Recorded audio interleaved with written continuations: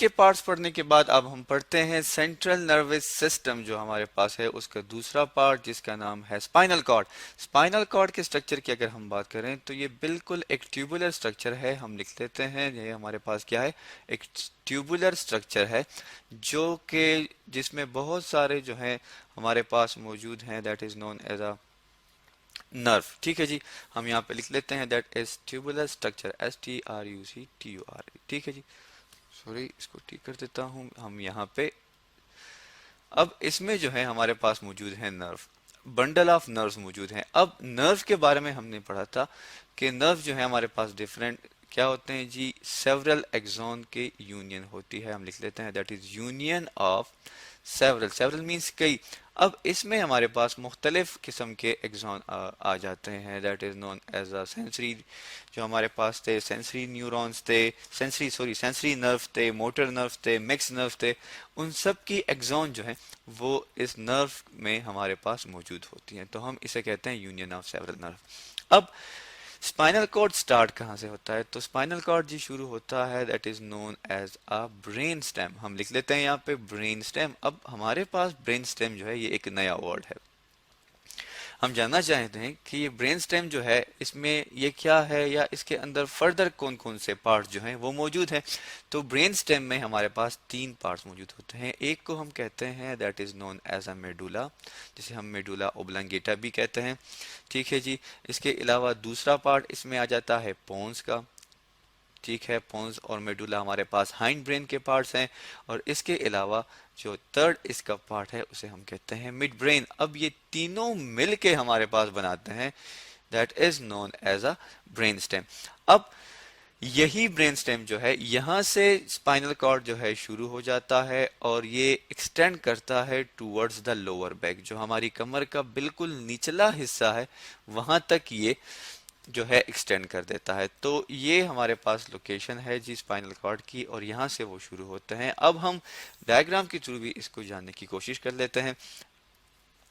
यहाँ पे आप देख सकते हैं कि इस डायग्राम में हमारे पास, इसको हम लेबल कर देते हैं, ये पोर्शन यहाँ से ये वाला और ये वाला पार्ट, इस दोनों पार्ट्स को हम क्या कहते हैं, इसे हम कहते हैं ब्रेन स्टेम। हम लिख लेते हैं यहाँ पे ताकि हमें क्लियर हो जाए कि ब्रेन स्टेम ब्रेन में कौन सा पार्ट है।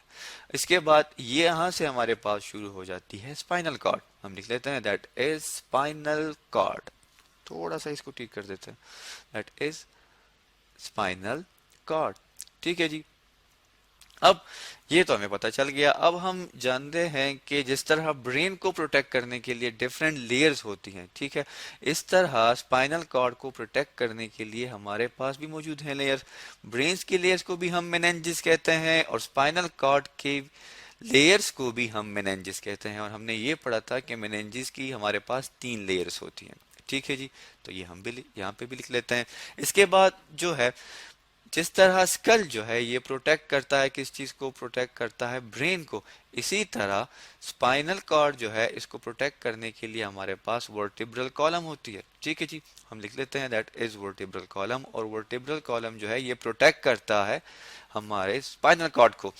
अब अगर हम आउटर रीजन देखें स्पाइनल कॉर्ड का, सॉरी, तो स्पाइनल कॉर्ड का जो आउटर रीजन है वो हम लिख लेते हैं दैट इज आउटर रीजन। ठीक है जी, आउटर रीजन जो है उसका बाहर का जो हिस्सा है, बाहर का जो पार्ट है, ये बिल्कुल किस चीज का बना है जी, ये बना है वाइट मैटर का। ठीक है, ये बिल्कुल सफेद रंग की हमारे पास एक लेयर होती है, इस वजह से हम इसे कहते हैं वाइट मैटर। अब ये वाइट मैटर क्या है, वाइट मैटर में क्या मौजूद है, तो वाइट मैटर में हमारे पास मौजूद होते हैं जिन्हें हम कहते हैं माइलिनेटेड एक्सॉन। ठीक है जी, हम लिख लेते हैं दैट इज माइलिनेटेड एक्सॉन। अब माइलिनेटेड, आपको पता है कि जब हम स्ट्रक्चर पढ़ रहे थे न्यूरॉन्स की तो हमने ये कहा था कि एक्सॉन को कवर करने के लिए फैट से बनी हुई एक लेयर होती है जिसे हम कहते हैं माइलिन शीट। अब वही माइलिन शीट जो है वो यहाँ पे वाइट मैटर में भी मौजूद है। ठीक है, अब ये हो गया इसका आउटर स्ट्रक्चर। अब हम देखते हैं कि इसका इनर या इसका जो सेंट्रल रीजन है वो किस चीज का बना हुआ है या उसमें कौन कौन से पार्ट हैं। अब हम यहाँ पे लिख लेते हैं जी that is known as a central region. हम लिख लेते हैं दैट इज सेंट्रल रीजन। अब सेंट्रल रीजन में हमारे पास कौन कौन से पार्ट्स मौजूद हैं या इसमें क्या है, तो अगर हम पहले इसके स्ट्रक्चर के बारे में थोड़ा डिस्कस करते हैं कि सेंट्रल रीजन जो है ये बिल्कुल बटरफ्लाई की तरह दिखता है। जिस तरह एक बटरफ्लाई होती है, एक तितली होती है, उसी तरह जो है हमें ये सेंट्रल रीजन जो है स्पाइनल कॉर्ड का ये नज़र आता है। जैसे बिल्कुल उसी की तरह एक एनिमल, जैसे कि उसके दो पर होते हैं, बटरफ्लाई जो हमारे पास है उसकी बॉडी होती है। आप इस डायग्राम में भी देख सकते हैं। यहाँ पे ये देखें, ये जो पोर्शन है हमारे पास यहाँ से यहाँ तक, ये बिल्कुल बटरफ्लाई की बॉडी की तरह है। और ये जो दो यहाँ से वेन्स निकली हुई हैं या ट्यूब्स निकली हुई हैं या रूट्स निकली हैं, ये उसके विंग्स की तरह है। सो इस वजह से हम इसे कहते हैं कि इसका जो सेंट्रल रीजन है ये बटरफ्लाई की तरह दिखता है। अब इस सेंट्रल रीजन ने सराउंड किया हुआ है जी, किस चीज को हम यहाँ पे लिख लेते हैं, इसने सराउंड किया है हमारे पास जिसे हम कहते हैं that is known as a central canal. एक सेंट्रल कैनाल है, ठीक है जी। एक सेंट्रल में एक नाली सी पाई जाती है जिसको ये क्या करता है, सराउंड करता है। अब उस कैनाल में क्या मौजूद है, उस कैनाल में हमारे पास मौजूद है that is known as a grey matter.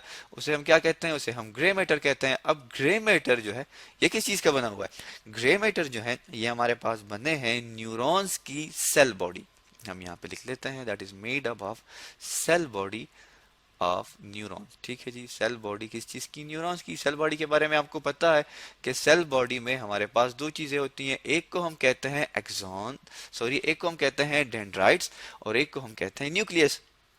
अब ये हमारे पास ग्रे मैटर हो गया। अब स्पाइनल कॉर्ड से तकरीबन हमारे पास 31 पेयर जो है वो निकलते हैं किस चीज के, स्पाइनल नर्व के। हम लिख लेते हैं 31 पेयर्स जो है हमारे पास किस चीज के हैं, स्पाइनल नर्व के हैं। इसको हम थोड़ा सा ठीक कर लेते हैं, दैट इज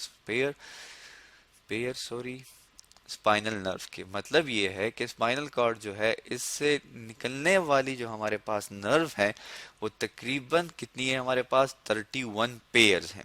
ठीक है, तो क्यों, अब ये जो है स्पाइनल नर्व ये कहाँ से अराइज होती है, ये स्पाइनल कॉर्ड से अराइज होती है।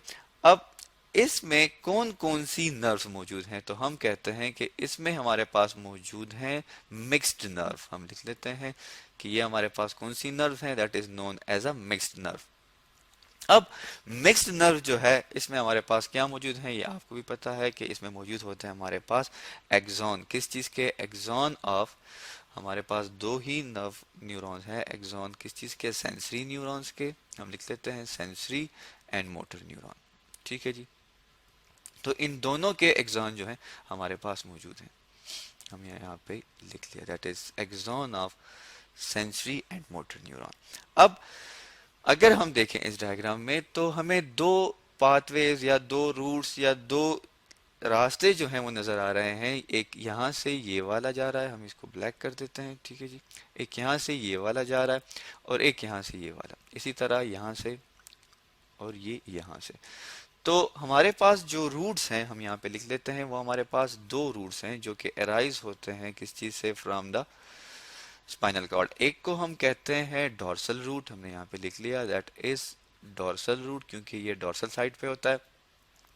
और एक को हम कहते हैं वेंट्रल रूट क्योंकि ये वेंट्रल साइड पे होता है। अब डोर्सल रूट में क्या है और वेंट्रल रूट से क्या आता है क्या नहीं आता, तो डोर्सल रूट में हमारे पास मौजूद है जिसे हम कहते हैं that is known as a sensory axon. हमारे पास इसमें क्या मौजूद है, सेंसरी न्यूरॉन के जो एक्सॉन हैं वो मौजूद हैं और प्लस हमारे पास गैंग्लियन मौजूद है। गैंग्लियन क्या है, गैंग्लियन के बारे में हमने ये पढ़ा था कि ये सेल बॉडी होती है हमारे पास किस चीज़ की, न्यूरॉन्स की, जिसको कवर किया होता है या इन्वेलप किया गया होता है बाय अ मेम्ब्रेन। तो यहाँ पे हमारे पास गैंग्लियन एक गुच्छा सा मौजूद होता है। वेंट्रल रूट पे हमारे पास जी मौजूद है जिसे हम कहते हैं एक्सॉन ऑफ मोटर नर्व। इसमें एक्सॉन मौजूद है किस चीज़ की, मोटर नर्व की। अब डोर्सल रूट से हमेशा सेंसेशन आती है टुवर्ड्स द स्पाइनल कॉर्ड और इसके अलावा वेंट्रल रूट से हमारे पास जो है स्पाइनल कॉर्ड जो है वो इंफॉर्मेशन देता है किस चीज़ को, हमारे पास इफेक्टर्स को। अब इसके बारे में मजीद हम जानते हैं एक दूसरी वीडियोस में, हम इंशाल्लाह इसको डिस्कस करते हैं जो कि आगे आने वाली है।